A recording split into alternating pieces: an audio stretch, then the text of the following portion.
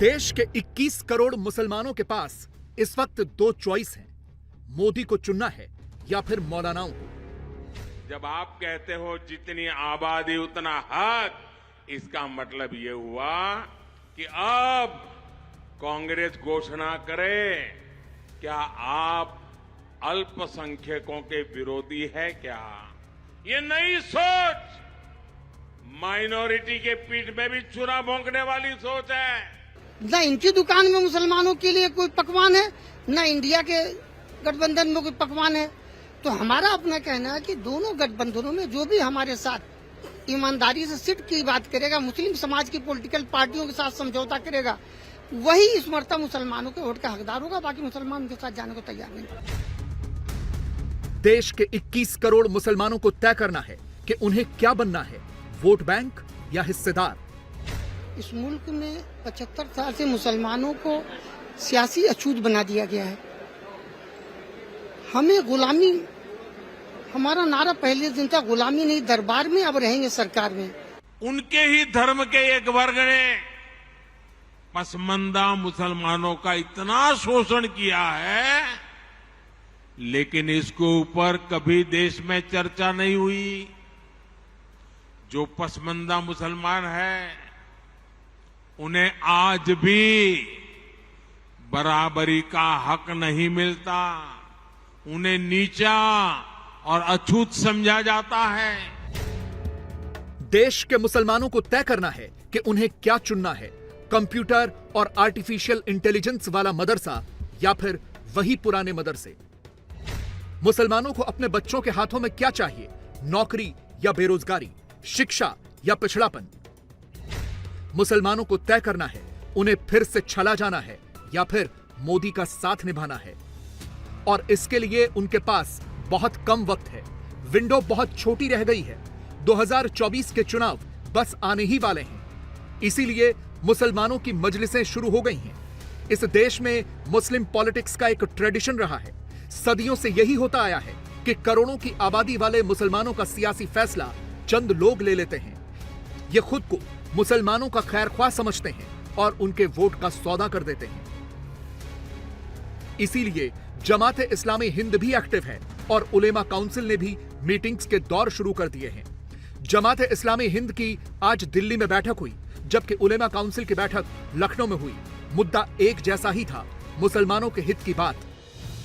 सवाल यह है कि 2024 में मुसलमान किसे वोट देंगे? उन पार्टियों को जिन्होंने पिछले 75 सालों से सिर्फ उनके वोट के नाम पर राजनीति की है, या फिर उन्हें जो सबका साथ सबका विकास की थ्योरी के साथ चल रहे हैं? मुसलमान न तो इंडिया के साथ जा रहा न इंडिया के साथ। मुसलमान अब हिस्सेदारी की बात करता है, ताबेदारी को तैयार नहीं है। वो गुलामी करने को तैयार नहीं। 75 साल में सबने हमें छिला और छला है। हमारे अधिकारों की प्राप्ति में किसी ने हमारा साथ नहीं दिया है। बातें की है लेकिन कोई काम नहीं किया है। इसलिए हम लोग बहुत साफ तौर पे एनडीए हो या इंडिया हो, जो भी हमारी संख्या उसके अनुपात में जो हमारी हिस्सेदारी देगा, चाहे वो लोकसभा हो, चाहे वो आने वाली विधानसभाओं के 4-5 जगह पर हो, मुसलमान उन्हीं लोग के साथ जाएगा। हम सिर्फ हिस्सेदारी की बात करते हैं और न कोई मुसलमानों का दोस्त है न कोई दुश्मन है। मुसलमानों के ये नेता भले ही कुछ भी कहें, लेकिन हकीकत यह है कि मोदी ने मुसलमानों के हालात सुधारने के लिए बहुत से काम किए हैं। 2009 से 14 तक यूपीए के शासनकाल में 2 करोड़ 33 लाख मुस्लिम छात्रों को सरकारी छात्रवृत्ति मिली थी, जबकि 2014 से 2019 तक 2 करोड़ 37 लाख मुस्लिम छात्रों को सरकारी छात्रवृत्ति मिली है। इसके अलावा मोदी सरकार ने 3 तलाक खत्म करके मुस्लिम महिलाओं को बराबरी का हक दिलवाया। प्रधानमंत्री मोदी ने मुसलमानों के लिए सऊदी अरब से आग्रह करके हज का कोटा बढ़वाया। हज पर लगने वाले जीएसटी को 18 से घटाकर 5% किया। 6 लाख से ज्यादा वक्फ संपत्तियों के कागजातों का डिजिटलीकरण किया। इसीलिए तो मोदी अब मुसलमानों से खुलकर पूछ रहे हैं कि वो क्या करेंगे। कांग्रेस और उसके गठबंधन के बयानों में फंसेंगे या फिर अपना मन बदलेंगे? क्या अब अल्पसंख्यकों का हक कांग्रेस कम करना चाहती है क्या? और आबादी के ही हिसाब से ही अब तय होने वाला है, तो पहला हक किसका होगा भाई? किसका होगा? आबादी किसकी ज्यादा है? किसका हक होगा? जरा कांग्रेस वाले स्पष्टता करें। क्या आबादी के हिसाब से हक मिलेगा क्या? तो क्या अल्पसंख्यकों को कांग्रेस हटाना चाहती है क्या? ऐसा नहीं है कि मुसलमानों को यह नहीं पता है कि पिछले 75 साल में उनके साथ क्या क्या होता आया है, कैसे उनका इस्तेमाल सिर्फ वोट बैंक के लिए हुआ है। ये पटना की आज की ही तस्वीरें हैं। राजनीति में मुसलमानों के साथ ईद मिलन या दूसरे कार्यक्रमों में ऐसे वीडियो आम होते हैं जहां नेता टोपी पहनता है, दरगाह में चादर चढ़ाता है, साथ में नमाज भी पढ़ता है, लेकिन असल में इन नेताओं ने आज तक मुसलमानों को सिर्फ टोपी ही पहनाई है। मुसलमानों का असल भविष्य उन्हें वोट बैंक समझकर नहीं, बल्कि उनके लिए काम करने से होगा, जैसा कि उत्तर प्रदेश में हो रहा है। ये लखनऊ की तस्वीरें हैं, जहां पूरे मदरसों में आर्टिफिशियल इंटेलिजेंस की पढ़ाई करवाने की तैयारी हो रही है और इसके लिए मदरसों के टीचरों को ट्रेनिंग दी जा रही है। इससे यूपी के 16,000 मदरसों को फायदा होगा। ये बहुत अच्छी चीज़ है। आज बच्चे हमारे मोबाइल के लिए इतने जो शौकीन होते हैं कि खाने पीने की उनको ज़रूरत नहीं होती है। तो जदीद नस्ल जो है, नई जनरेशन है, वो टेक्नोलॉजी की तरफ बहुत ज़्यादा बढ़ रही है। बच्चा पैदा होते मोबाइल की तरफ भागता है और इतने फंक्शन वो जान लेता है जितना हम लोग नहीं जानते।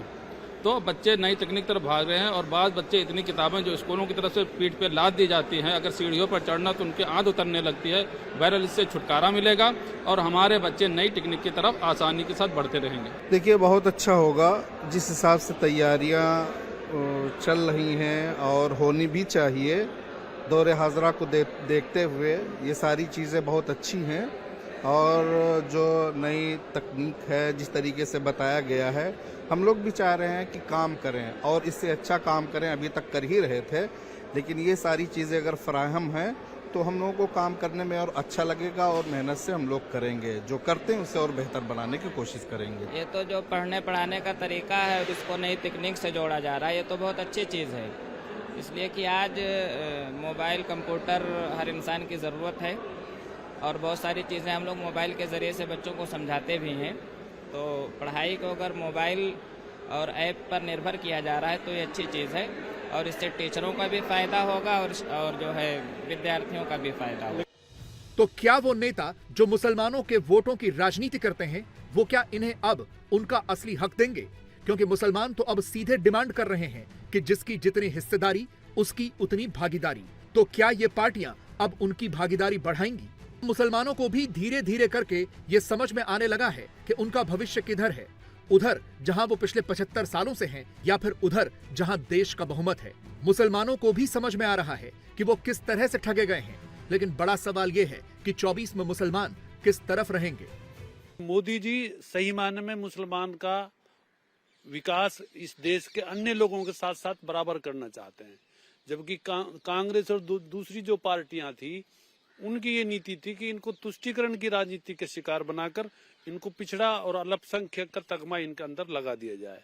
तो मैं समझता हूं कि आज देश का जो नौजवान है और जो आम जो मुस्लिम जो जागरूक है, जो आगे बढ़ना चाहता है, जो कट्टरवाद और तुष्टीकरण की राजनीति को समझ गया है और वो आगे आने के लिए मोदी जी की नीतियों पर भरोसा कर रहा है। मुसलमान को जिस तरीके से सारी सो कॉल्ड सेकुलर पार्टियां जिस तरीके से बेवकूफ बनाती रही हैं, पिछले मैं 20 साल से ये देख रहा हूँ, तो आज की डेट में मुसलमान का जो रुख है वो मोदी जी के हक में है।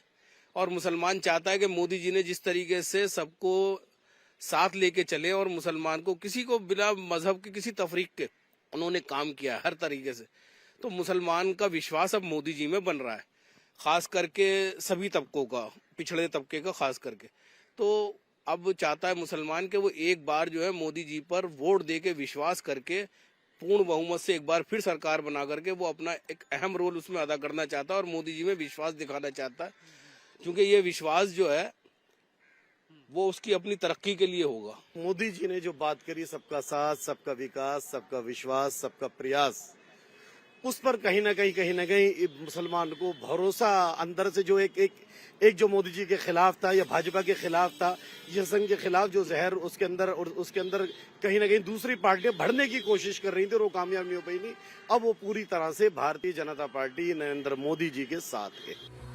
मोदी ने मुसलमानों को सिर्फ भरोसा ही नहीं दिया है बल्कि उनके लिए काम करके भी दिखाया है। मोदी लगातार देश के पसमानदा मुसलमानों के साथ भेदभाव की बातें करते हैं। मुसलमानों में 85% पसमानदा मुसलमान ही हैं।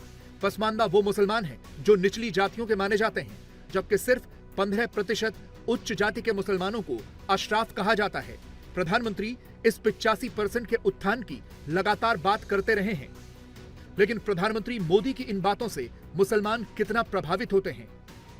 कांग्रेस अब कह रही है कि आबादी के हिसाब से संसाधनों का बंटवारा हो, जो पहले कहती थी कि मुसलमानों का पहला हक है। नहीं, कांग्रेस क्या कहती है और मोदी जी क्या कहते हैं? मोदी जी तो प्रशासन में हैं, कांग्रेस तो प्रशासन में है नहीं, तो कांग्रेस की कुछ चलती ही नहीं। मोदी जी की चलेगी, जो मोदी जी कहेंगे वो होगा। कांग्रेस से हम अधिकार की उम्मीद क्या करें जब कांग्रेस सरकार में नहीं है? कांग्रेस जब सरकार में होती आज के डेट में तो हम सरकार से उम्मीद करते कि भाई हमें हमारा हक दिया जाए।